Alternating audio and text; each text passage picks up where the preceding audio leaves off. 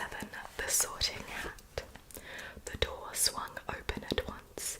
A tall, black-haired witch in emerald green robes stood there. She had a very stern face, and Harry's first thought was that this was not someone to cross. "The first year's Professor McGonagall," said Hagrid. "Thank you, Hagrid. I will take them from here." She pulled the door wide. The entrance hall was so big you could have fitted the whole of the Dursleys' house in it. The stone walls were lit with flaming torches like the ones at Gringotts. The ceiling was too high to make out, and a magnificent marble staircase facing them led to the upper floors. They followed Professor McGonagall across the flagged stone floor. Harry could hear the drone of hundreds of voices from a doorway to the right. The rest of the school must already be here, but Professor McGonagall showed the first years into a small, empty chamber off the hall. They crowded in, standing rather closer together than they would usually have done, peering about nervously. "Welcome to Hogwarts," said Professor McGonagall. "The start of term banquet will begin shortly, but before you take your seats in the Great Hall, you will be sorted into your houses. The sorting is a very important ceremony because, while you are here, your house will be something like your family within Hogwarts. You will have classes with the rest of the house, sleep in your house dormitory, and spend free time in your house common room. The 4 houses are called Gryffindor, Hufflepuff, Ravenclaw, and Slytherin. Each house has its own noble history, and each has produced outstanding witches and wizards. While you are at Hogwarts, your triumphs will earn your house points, while any rule breaking will lose house points. At the end of the year, the house with the most points is awarded the House Cup."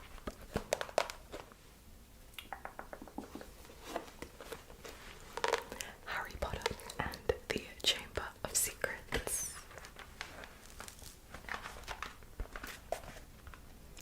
"Aren't you Lucius Malfoy's son?" said Fred, looking at Malfoy with dislike. "Funny you should mention Draco's father," said Flint, as the whole Slytherin team smiled still more broadly. "Let me show you the generous gift he's made to the Slytherin team." All 7 of them held out their broomsticks, 7 highly polished, brand new handles, and 7 sets of fine gold lettering spelling the words Nimbus 2001 gleamed under the Gryffindors' noses in the early morning sun. "Very latest model, only came out last month," said Flint carelessly, flicking a speck of dust from the end of his own. "I believe it outstrips the old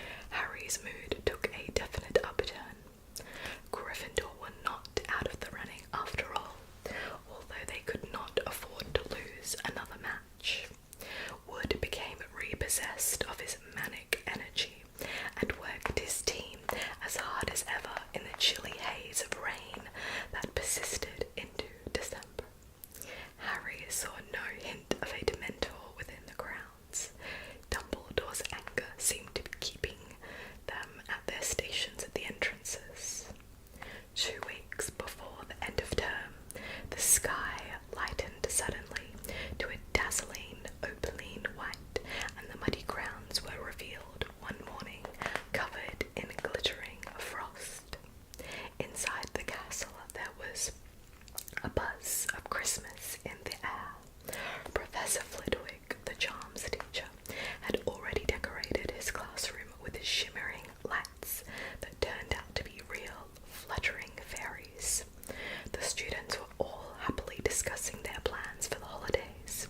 Both Ron and Hermione had decided to remain at Hogwarts, and though Ron said it was because he couldn't stand 2 weeks with Percy, and Hermione insisted she needed to use the library, Harry wasn't fooled. They were doing it to keep him company, and he was very grateful.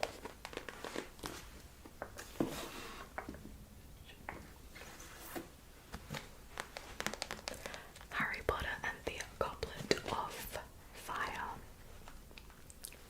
He should, said Mr. Weasley, smiling and leading them through the gates into the campsite. But Ludo's always been a bit, well, lax about security. You couldn't wish for a more enthusiastic head of the sports department, though. He played Quidditch for England himself, you know, and he was the best beater the Wimborne Wasps ever had. They trudged up the misty field between the long rows of tents. Most looked almost ordinary. Their owners had clearly tried to make them as muggle-like as possible, but had slipped up by adding chimneys or bell pulls or weather vanes. However, here and there was a tent so obviously magical that Harry could hardly be surprised that Mr. Roberts was getting suspicious. Halfway up the field stood an extravagant confection of striped silk, like a miniature palace, with several live peacocks tethered at the entrance. A little further on they passed a tent that had 3 floors and several turrets, and a short way beyond that was a tent which had a front garden attached, complete with bird bath, sundial, and fountain. Always the same, said Mr. Weasley, smiling. We can't resist showing off when we get together. Ah, here we are. Look, this is us. They had reached the very edge of the wood at the top of the field, and here was an empty space with a small sign hammered into the ground that read Weasley, but spelt W-E-E.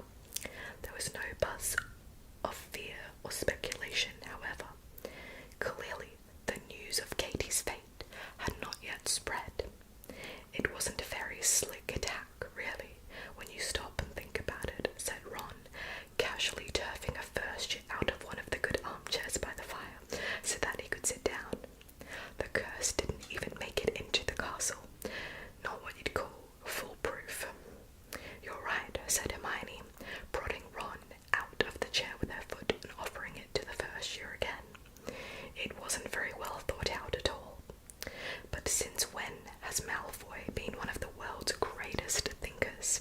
Said Harry. Neither Ron nor Hermione answered him.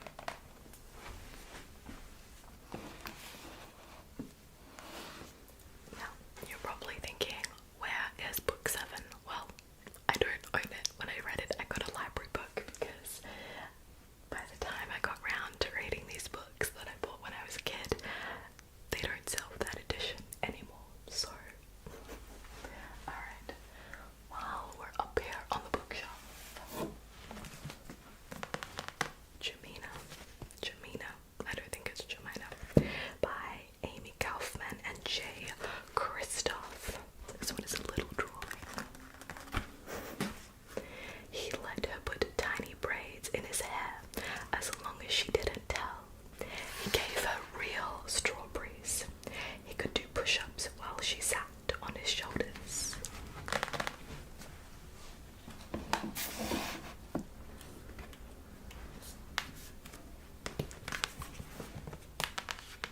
Little Women by Louisa May Alcott. Now, one of my patrons, Molly, she wanted me to read out the part where Joe rejects Laurie's proposal. So I haven't actually read this yet, but I did my best to try and find the page that has that on. So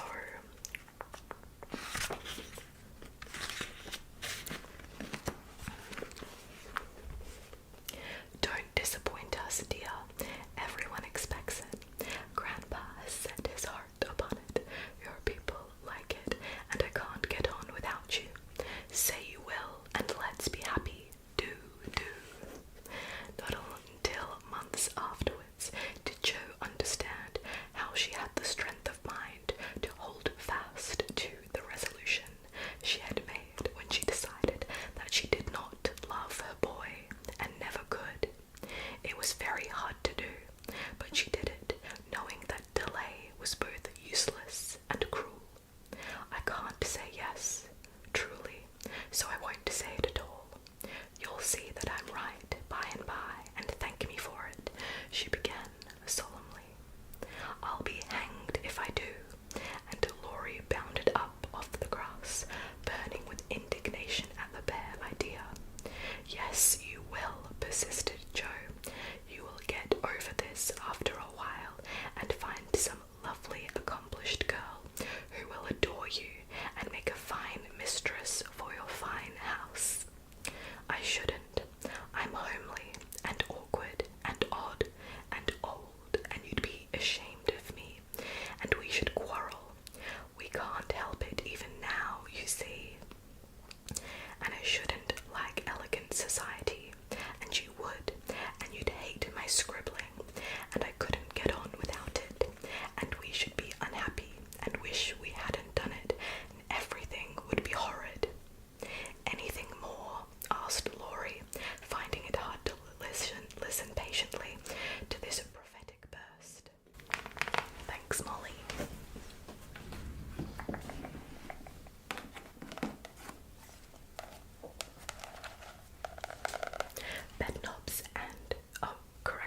Bedknob and Broomstick by Mary Nortons. Please go watch this movie, it's so good.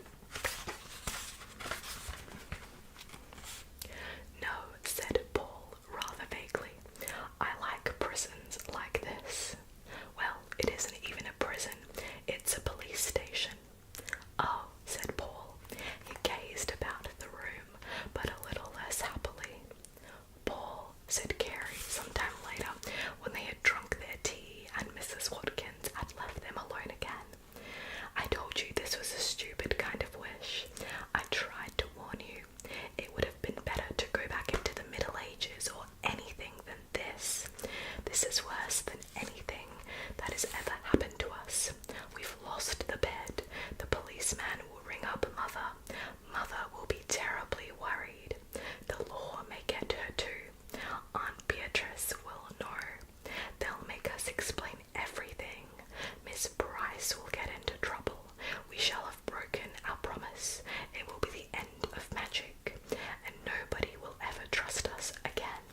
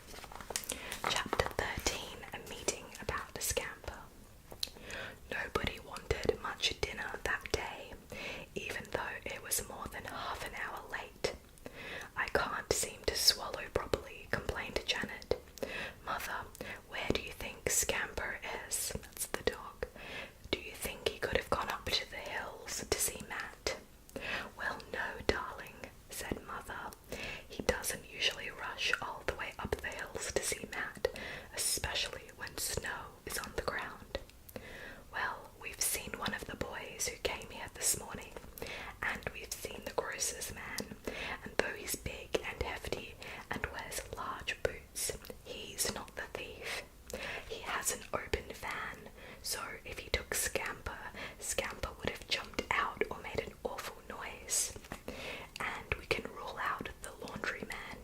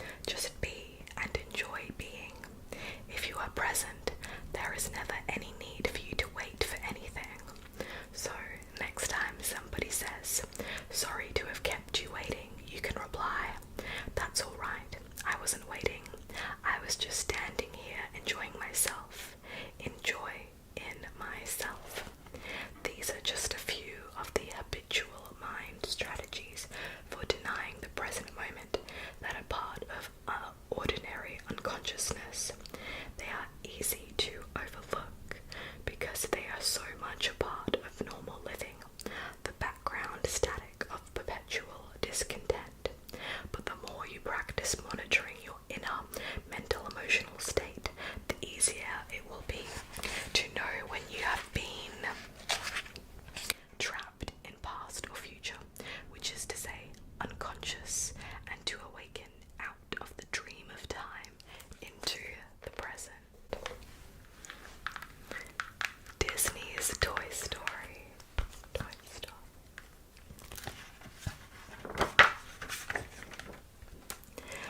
Little Andy Davis aimed his two toys at each other. As always, Sheriff Woody won the fight. Andy knocked over Mr. Potato Head and said, "Sorry, Outlaw, Sheriff Woody was too fast for you. You lose." Of all his toys, Andy loved Sheriff Woody the best. Invisible Women by Caroline Criado Perez. In fact, many clinical pain conditions are substantially more prevalent in women than men, and several studies over the past decades have shown that women are more sensitive to pain than men, which sheds a particularly cruel light on the finding that women are less likely to receive painkillers. There is also mounting evidence that men and women may experience pain differently. A woman's pain sensitivity increases and decreases throughout her menstrual cycle, with skin, subcutaneous tissue, and muscles being affected differently.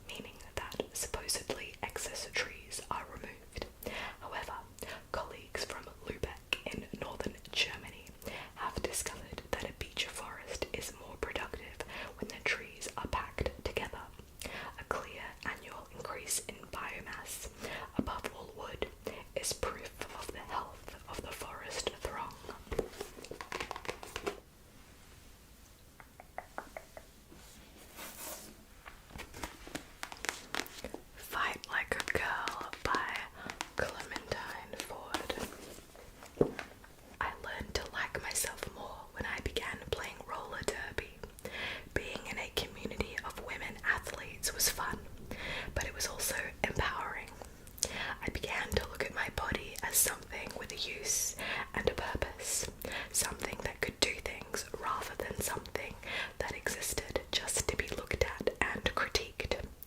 On the track, using my body for sport and play, I feel like a child again in a good way. I am powerful, I am good, I am worth something.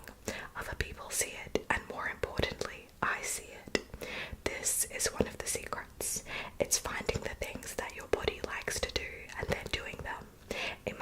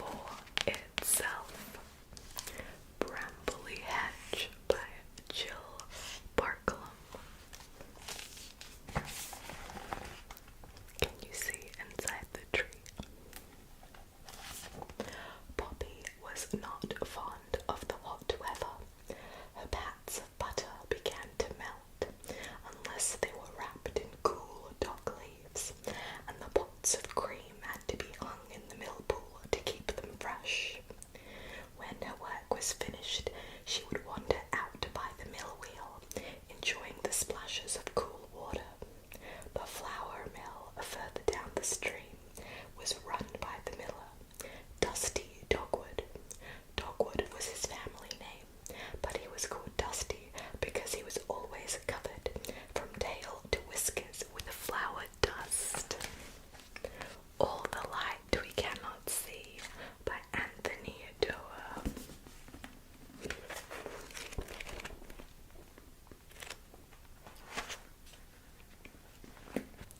Little potatoes with hot cores into which he and Marie Law would plunge forkfuls of butter, shallots and mushrooms and hard-boiled eggs and bechamel, coffee and cigarettes.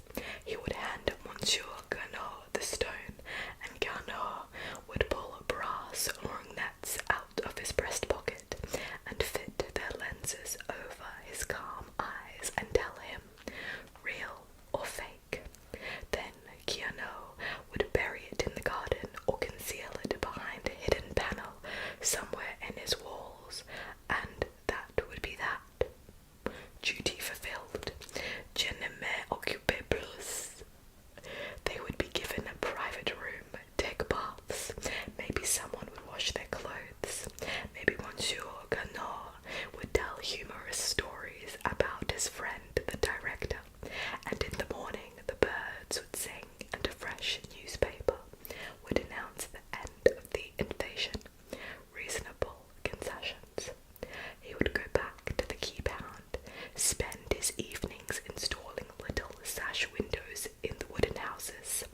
Bonjour, bonjour, everything as before, but nothing is as before. Richard Scarry's busiest firefighters ever. Busy town. Sparky, Smoky, Snozzle, and Squirty are firefighters at the Busy Town Fire Station. They are always ready to help the people of Busy Town. I loved this cartoon growing up. Walt Disney's Cinderella. Look how pretty.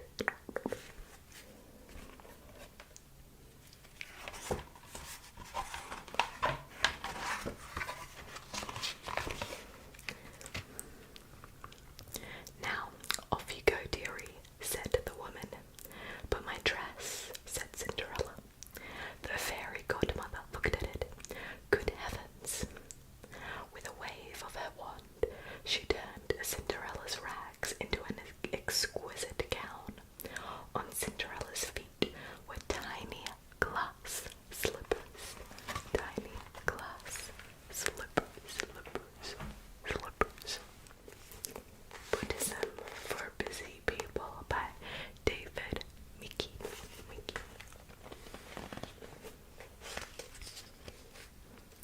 Meditation technique number 1.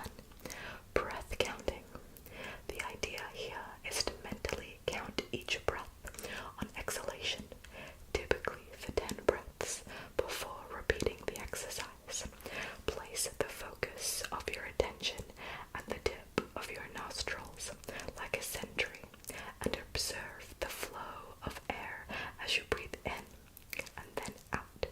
As you breathe out, count the number 1 in your mind. Then, on the next out breath, 2, then 3, 4, and so on. Don't focus on anything else. For example, don't follow the air traveling into your lungs or your ribcage rising and falling. Don't allow your mind to wander from the tip of your nostrils. Don't fall asleep. Sounds easy. Try it. Try it. Try it.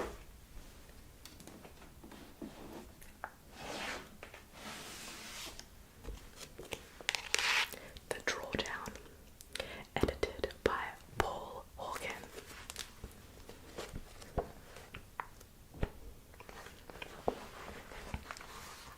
Food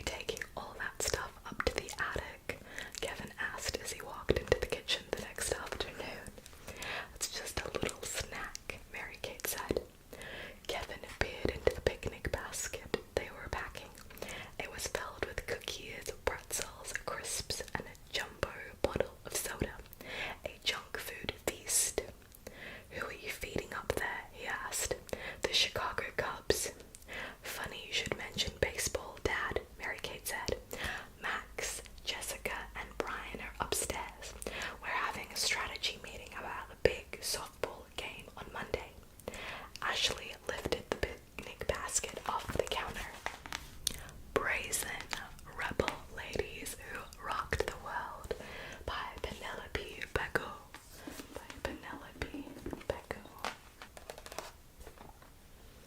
She touts the advantages of physical fitness to women who in these days are not used to such discourse. Convinced that health starts with nutrition, she also opens up a vegetarian grocery store in California. The Australian mermaid pens a children's book about the legends of the southern seas. She continues to swim every day for the rest of her life, even at age 89. And at last, her ashes are scattered over the Great Barrier Reef. Athlete, actress, businesswoman, it's hard to pin down Annette Kellerman's legacy, though a good way to sum up her life would be, I helped to free women's bodies. Mary-Kate and Ashley, two of a kind. How to flunk your first date.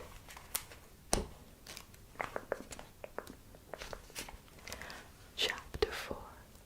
Kevin stepped forward. "Hi, Taylor," he said pleasantly. "I'm Kevin Burke. This is my daughter, Ashley, and that's Mary-Kate." He pointed towards Mary-Kate. Rats, Mary-Kate thought. Taylor glanced back and forth between Mary-Kate to Ashley, looking slightly confused. "Whoa," he said. "I hope you don't think you're getting a 2-for-1 deal here." Kevin laughed. "No, you'll only be tutoring Mary-Kate." "Okay, fine," Taylor said. "I get $10 an hour, a 10-minute break every session, and I don't do logarithms." The 5-Second Rule by Mel Robbins. This is basically the book in one page. The 5-second rule. The moment you have an instinct to act on a goal, you must 5, 4, 3, 2, 1, and physically move, or your brain will stop you. Shirley Barber, The Enchanted Woods, The Fairy's Tale. Anyone remember these books?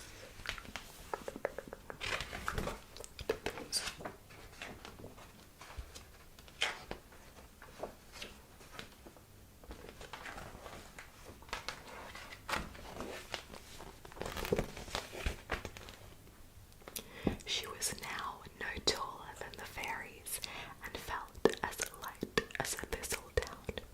The fairies took her gently by the hands, and together they flew up above the treetops and out over a shimmering sea. The Art Forger by B.A. Shapiro. 13. As I walk home from Jake's, I consider all the times that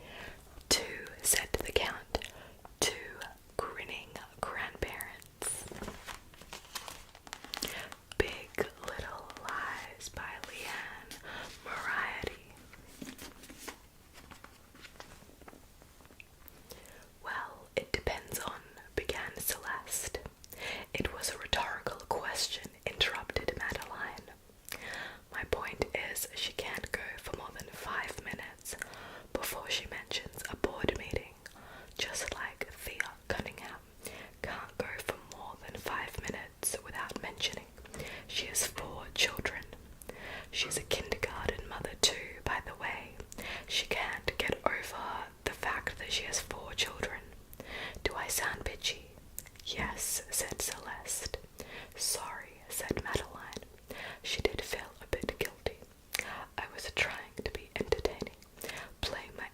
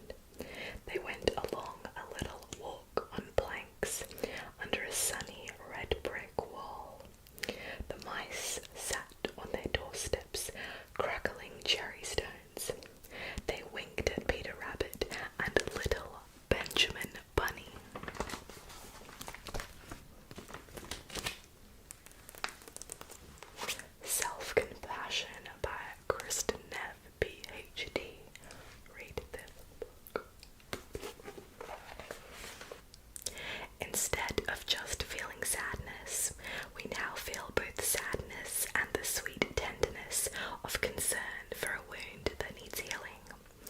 Instead of just feeling frightened, we now feel both frightened and comforted by our own kindness and caring. By relating to ourselves with compassion, we are holding our negative emotions in the warm embrace of good feeling. This means that hidden within every moment of anguish lies the potential for contentment. Pain can become the doorway to happiness, because feeling loved, cared for, and connected is what makes us truly happy. I remember the first time the penny dropped for me that self-compassion had the power to transform difficult, painful experiences into pleasurable ones. It was in my last year of graduate school at Berkeley, a couple months after learning about self-compassion in my weekly meditation group. Scooby-Doo, Shiny Spooky Nights, age 5 to 7 years. Ghosts, Shaggy said as a strange man rushed into the room. The man opened his mouth to speak. Scooby stared at his sharp, pointy teeth. "Ranks," said Scooby. "He's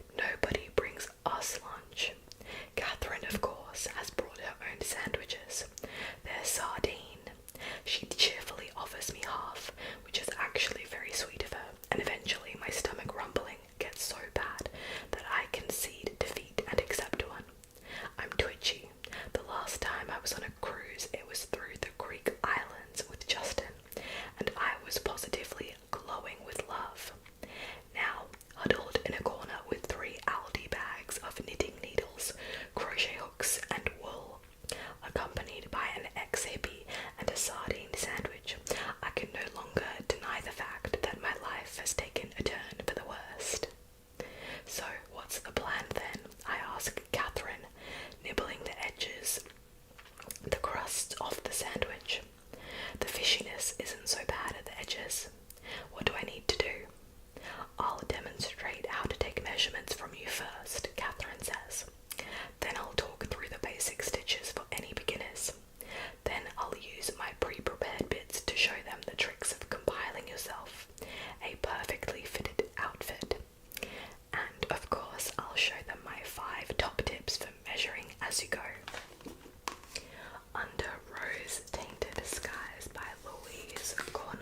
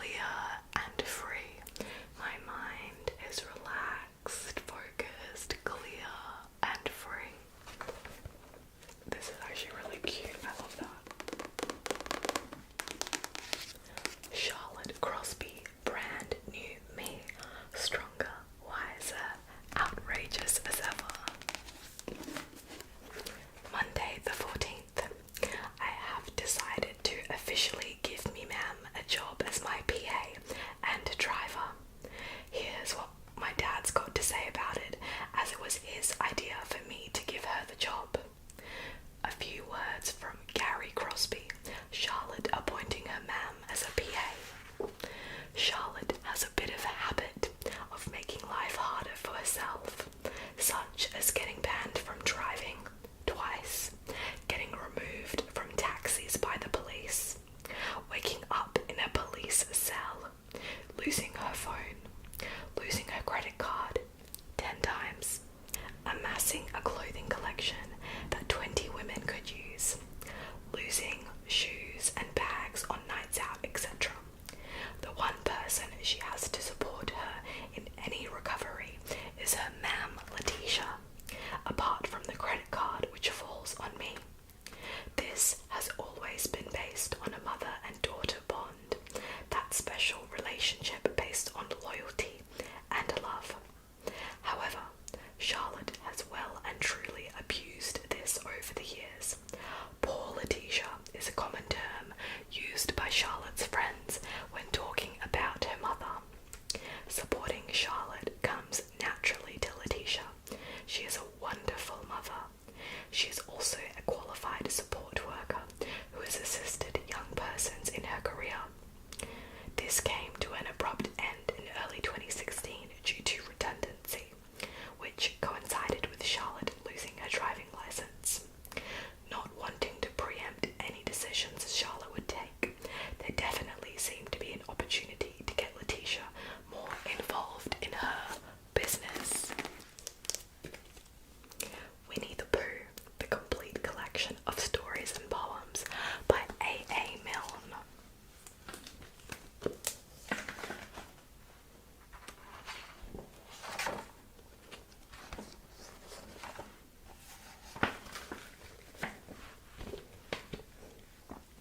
Chapter 1, in which we are introduced to Winnie the Pooh and some bees, and the story begins.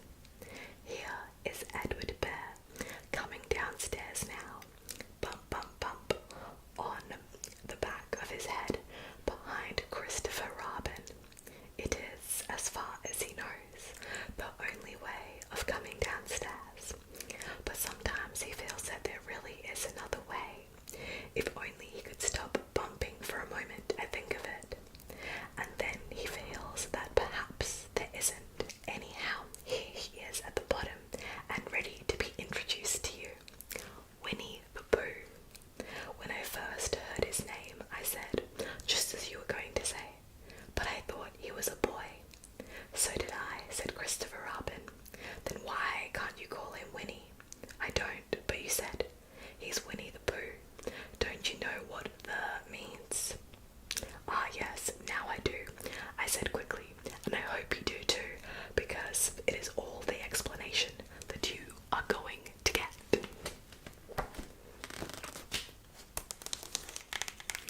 Nickety Knackety No No No by Joy Cowley.